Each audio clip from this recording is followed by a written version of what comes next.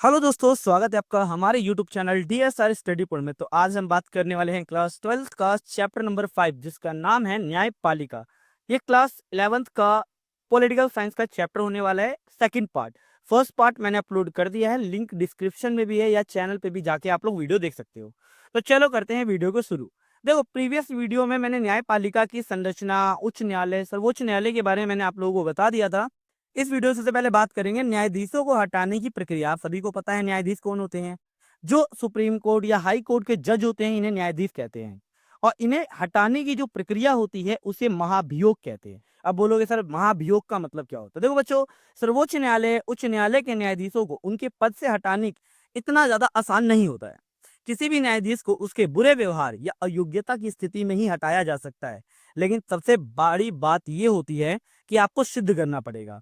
इसके अंतर्गत क्या होता है, लोकसभा और राज्यसभा दोनों को मिलाकर लगभग 2/3 बहुमत होना चाहिए। अगर 2/3 सदस्यों ने इस बात पर सहमत हो गए कि न्यायाधीश को हटाना है, तो ये बिल पास हो जाएगा, है ना। अब बात करते हैं न्यायाधीशों के विरुद्ध महाभियोग का असफल प्रयास कब किया गया था। जैसे एक बार क्या हुआ था, 1991 में पहली बार संसद के 108 सदस्य थे, उन्होंने सर्वोच्च न्यायालय के न्यायाधीश को हटाने के लिए क्या किया था, एक प्रस्ताव पर सिग्नेचर किया था, जिनका नाम था न्यायमूर्ति रामास्वामी, था ना। अब ये क्या थे, पंजाब उच्च न्यायालय के न्यायाधीश थे। इन पर यह आरोप लगा था कि इन्होंने सरकारी जो पैसा है ना, उन्होंने उस पैसे को व्यक्तिगत रूप से यानी अपने लिए क्या किया था, यूज किया था। लेकिन ये आरोप उन पर सिद्ध नहीं हो पाया था। लेकिन आरोप लगाया गया, लेकिन सिद्ध नहीं हो पाया था, है ना। अब बात करते हैं, देखो, सर्वोच्च न्यायालय के आखिर कार्य या शक्तियां क्या होती है। पेपर में आप लोगों से कार्य भी बोल सकता है, शक्तियां भी बोल सकता है, या आपसे क्षेत्र अधिकार भी बोल सकता है। तो सर्वोच्च न्यायालय के क्या क्षेत्र अधिकार होते हैं? पहला मौलिक क्षेत्र अधिकार होता है, दूसरा रीट संबंधी क्षेत्र अधिकार होता है, तीसरा अपीली क्षेत्र अधिकार होता है, और चौथा सलाहकारी क्षेत्र अधिकार होता है। आओ एक एक करके इसमें देखते हैं। पहले बात करते हैं मौलिक क्षेत्र अधिकार। देखो, मौलिक क्षेत्र अधिकार में ऐसे मुकदमे आते हैं जिनकी सुनवाई केवल सर्वोच्च न्यायालय ही कर सकता है, यानी सुप्रीम कोर्ट कर सकता है। जैसे उदाहरण के लिए अगर मैं बात करूं कि केंद्र सरकार और राज्य सरकार के बीच अगर झगड़ा हो जाए, मतभेद हो जाए, तो उस स्थिति में विवाद को कौन सुलझाएगा? सर्वोच्च न्यायालय सुलझाएगा। यह मौलिक क्षेत्र अधिकार होता है। दूसरा आता है रीट संबंधित क्षेत्र अधिकार। इसके बारे में मैंने आप लोगों को मौलिक मौलिक अधिकार जो था उसके अंदर भी आप लोगों को बताया था। जैसे कि मौलिक अधिकारों की रक्षा के लिए, है ना, या मौलिक अधिकारों की रक्षा की जो जिम्मेदारी है वो सुप्रीम कोर्ट यानी सर्वोच्च न्यायालय के पास होती है। अगर किसी व्यक्ति के मौलिक अधिकारों को छीना जाता है या उसके मौलिक अधिकारों का हनन किया जाता है, तो ऐसी स्थिति में वो व्यक्ति कहाँ जा सकता है? सर्वोच्च न्यायालय में जा सकता है या उच्च न्यायालय में जा सकता है। इस केस में क्या होता है कि सर्वोच्च न्यायालय, उच्च न्यायालय क्या करता है, कुछ रीट जारी करता है। जैसे बंदी प्रत्यक्षीकरण, परमादेश, उत्प्रेक्षण लेख, अधिकार परीक्षा, है ना। इस प्रकार के 5 रीट होते हैं, ये जारी करता है ना। अगर आपको ये समझ में नहीं आया है तो जाकर एक बार देखो, मौलिक अधिकार वाला चैप्टर मैंने इजी वे में उसको एक्सप्लेन किया है।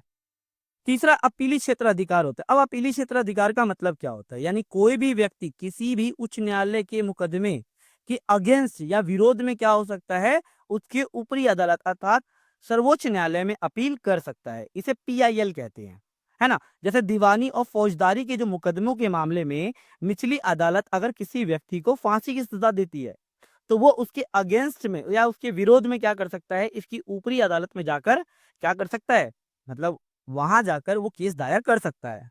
तीसरा आता है सलाह संबंधी क्षेत्र अधिकार, अर्थात राष्ट्रपति चाहे तो किसी भी कानून के विषय में सर्वोच्च न्यायालय के न्यायाधीशों से क्या कर सकता है, कानून की मतलब सलाह ले सकता है। लेकिन याद रखना इस चीज को, सर्वोच्च न्यायालय सलाह देने के लिए बाध्य नहीं होता, पहली बात।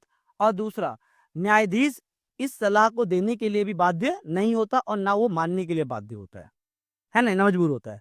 अब बात करते हैं, नेक्स्ट टॉपिक है हमारा न्यायिक समीक्षा। न्यायिक समीक्षा का मतलब क्या होता है? जैसे रिव्यू भी कहा जाता है या जुडिशरी रिव्यू कहा जाता है, पूर्ण निरीक्षण या से पूर्ण लोकन भी कहा जाता है ना, जिसका अर्थ होता है फिर से देखना। अर्थात न्यायिक पुनः निरीक्षण न्यायपालिका की एक ऐसी शक्ति होती है जिसके द्वारा क्या किया जाता है, जो कार्यपालिका और विधायिका होती है ना, उनके कार्यों का संवैधानिक जांच की जाती है कि उन्होंने सही से काम किया है कि नहीं किया।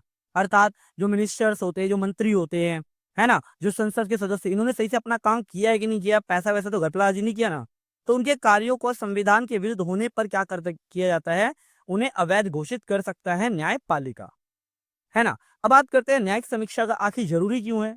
क्या महत्व है? पहला, लिखित संविधान के लिए न्यायिक समीक्षा बहुत ज्यादा जरूरी होता है, क्योंकि ये संविधान को शक्ति प्रदान करता है।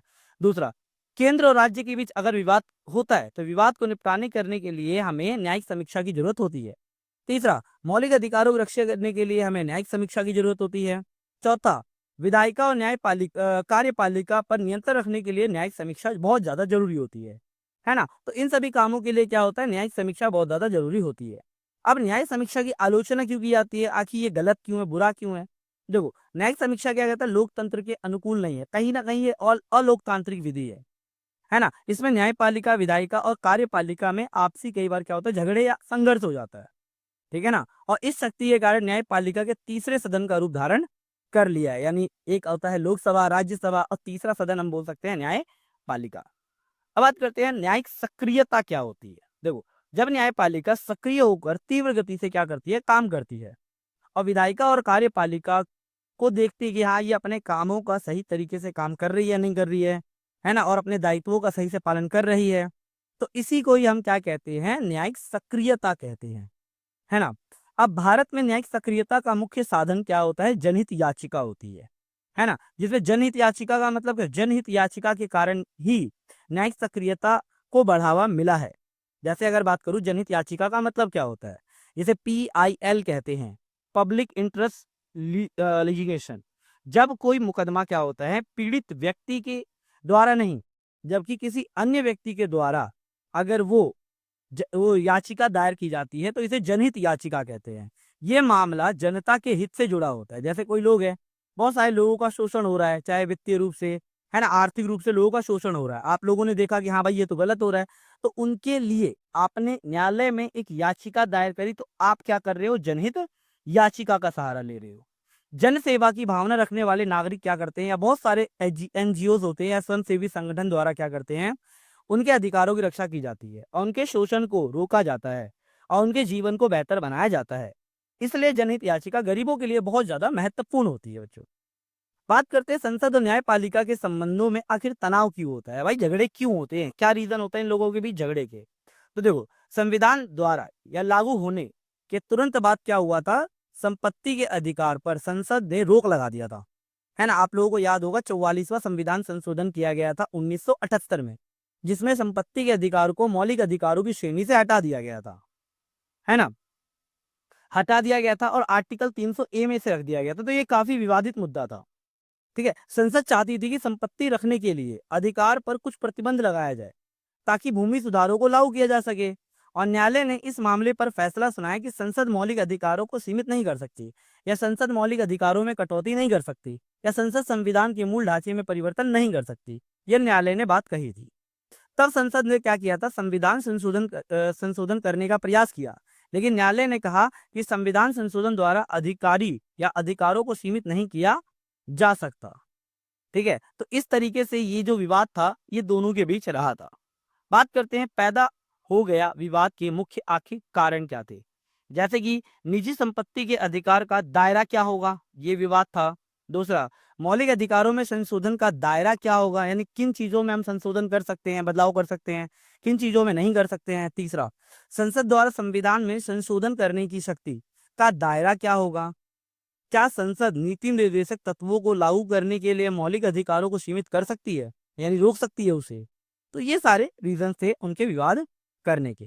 नेक्स्ट आता है बच्चों केशवानंद भारती विवाद। ये थोड़ा सा टॉपिक है, मैं बताया था। 1973 में केशवानंद भारती मुकदमा था। इस मुकदमे में सर्वोच्च न्यायालय ने फैसला सुनाया कि संविधान का जो मूल ढांचा है, जिसमें संसद सहित कोई भी संशोधन नहीं कर सकता, इस मुकदमे के जरिए न्यायालय ने 2 काम किए थे, है ना। तो ये चीजें थी केशवानंद भारती विवाद। इसको मैं नेक्स्ट वीडियो में अगर आएगा तो उसको मैं इस चीज में कंप्लीट कर दूंगा। तो अगर आप लोगों को वीडियो अच्छी लगी हो, इन्फॉर्मेटिव लगी हो, तो प्लीज वीडियो को लाइक, शेयर एंड सब्सक्राइब जरूर करें। मिलते हैं नई वीडियो। धन्यवाद।